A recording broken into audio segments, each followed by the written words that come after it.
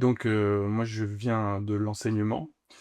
J'ai d'abord été enseignant pendant 15 ans d'histoire-géographie dans le secondaire, d'abord en Savoie, puis dans un établissement de banlieue parisienne. Et donc c'est dans ce parcours de praticien que je me suis posé la question qui m'a occupé dans mes premières années de chercheur des inégalités scolaires et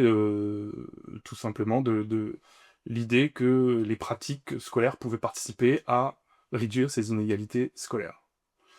Donc par la suite, mes lectures de sociologie, puis de sciences de l'éducation m'ont amené à reprendre des études, hein, après quelques années d'enseignement. J'ai fait un master de didactique des disciplines à l'université Paris-Cité, ce qui m'a par la suite amené à rentrer en thèse, sous la direction de Caroline Héninger-Frézal et de Jean-François Thémines. Thèse donc toujours faite à l'université Paris-Cité, dans le laboratoire de didactique André Revuse.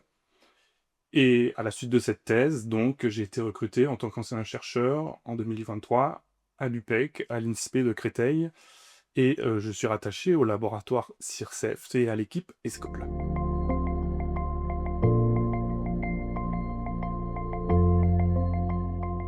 Alors, deux ensembles de chercheurs, hein, je dirais tout d'abord en didactique de la géographie. Je vais parler d'abord de mes deux directeurs de recherche qui ont évidemment participé à me nourrir intellectuellement. Donc, je pense d'abord aux travaux de Jean-François Thémines et à l'agir spatial, donc à ce qu'il a pu formaliser comme programme de recherche épistémologique en didactique de la géographie, l'idée selon laquelle on allait se rattacher au renouveau épistémologique sur les pratiques spatiales, et donc l'idée selon laquelle les individus pratiquaient l'espace, et ce renouveau épistémologique évidemment était marquant en parallèle avec les recherches de Caroline Héninger-Frézal, et donc dans son HDR, sa proposition de démarche de géographie expérientielle, croisée avec les lectures de Kolb et de Vygotsky, qui permettent justement de revenir sur ce paradigme de l'agir spatial et l'idée de partir des pratiques spatiales individuelles pour ensuite monter vers la géographie dite raisonnée, c'est-à-dire donc les concepts scientifiques épistémologiques. Donc ce serait ce premier ensemble de lectures que j'ai donc couplé dans la thèse avec celle en sociologie de l'éducation liée à mon laboratoire actuel, hein, et donc les recherches de l'équipe ESCOL, et l'idée selon laquelle il y a une hypothèse relationnelle et contextuelle, le fait donc que les inégalités scolaires peuvent se lire au regard de la rencontre parfois euh, avortée entre des attentes de l'école,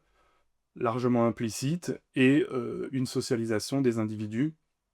Évidemment, on pense à l'ensemble des travaux de l'équipe ESCOL, euh, Ponnery, Rochex, etc.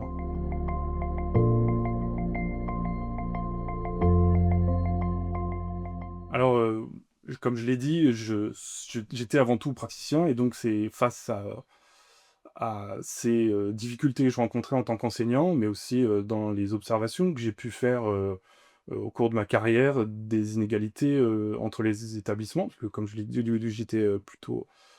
remplaçant en Savoie, donc j'ai tourné pendant 7 années dans différents contextes d'établissements, ce qui m'a évidemment confronté à cette inégalité de réussite qui m'ont amené à me questionner donc sur les raisons de ces inégalités et à me plonger dans des lectures en sciences d'éducation et en sociologie.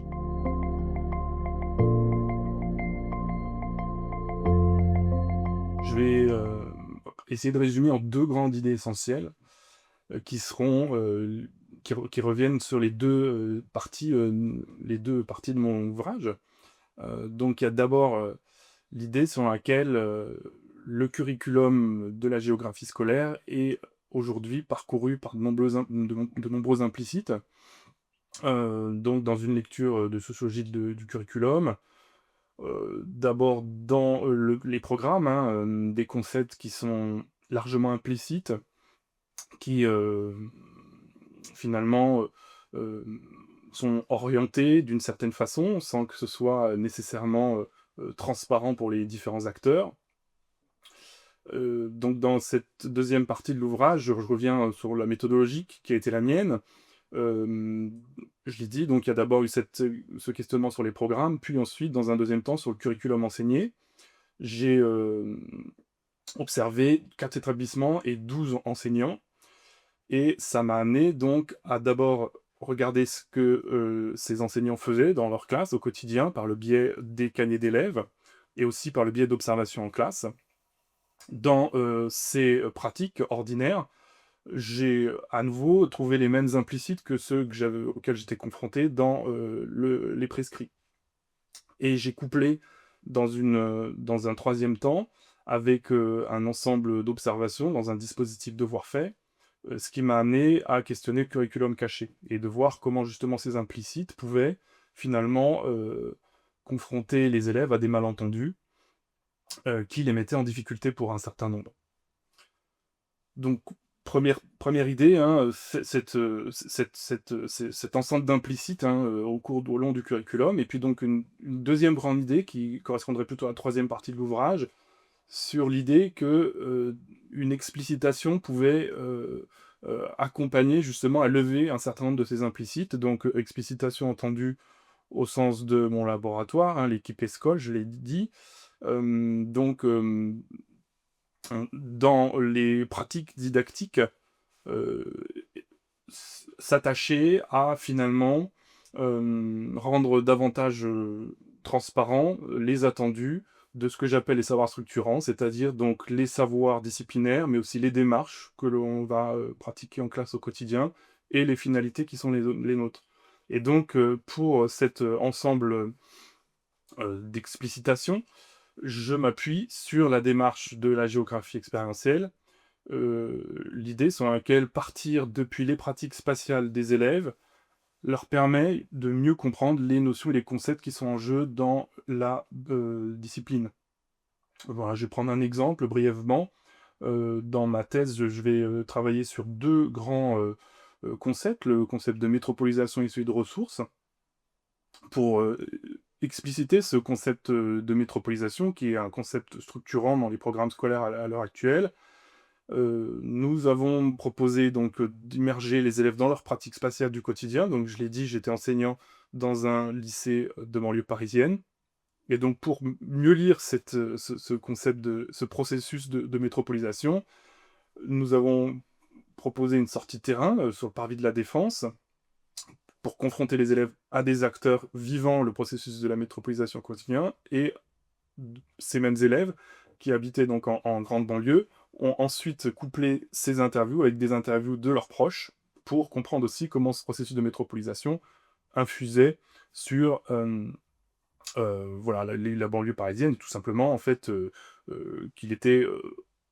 au-delà du seul lieu central qu'est le parvis de la Défense. Et donc ce que j'essaie de démontrer aussi dans mon ouvrage, hein, c'est que ces pratiques spatiales ne peuvent justement que, être, mises en évidence en classe par le biais d'une métacognition par la suite, c'est de travailler avec les élèves à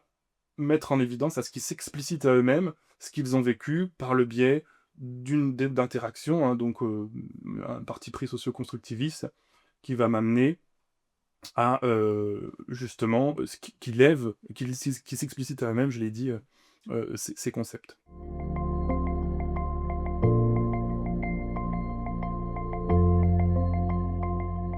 Alors je verrais 2 grandes,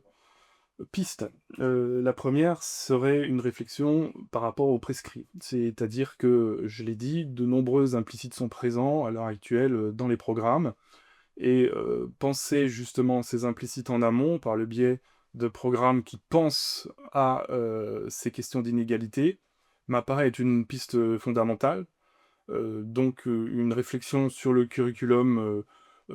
prescrit, mais aussi donc par la suite d'articuler évidemment avec, ce que serait, l'enseigné. Donc ce serait cette deuxième grande proposition de réfléchir à la formation initiale et continue des enseignants, d'histoire-géographie, puisqu'évidemment, la particularité c'est cette, bidisciplinarité, voire cette tridisciplinarité pour les profs de collège qui enseignent aussi l'éducation morale et civique. Donc réfléchir à cette formation initiale et continue, ce serait donner toute sa place à la géographie, qui est un peu le parent pauvre des formations à l'heure actuelle, en réfléchissant à ces 2 pistes qui sont les mêmes dans mon ouvrage, c'est-à-dire la question de l'explicitation des inégalités scolaires et de revenir sur justement ce, paradigme, de l'agir spatial, qui, participe à renouveler les démarches, dans, les salles de classe, hein, et donc ça me permet de parler, de mon groupe de recherche, à l'IREMS, hein, l'Institut de recherche en mathématiques et en sciences, le groupe Pensée spatiale, dans lequel nous réfléchissons à ces démarches de géographie expérientielle et donc en proposant des outils pratiques aux enseignants, des scénarios, didactiques, mais aussi donc des outils de métacognition pour qu'ils participent à réfléchir avec leurs élèves à ces, démarches au quotidien en classe.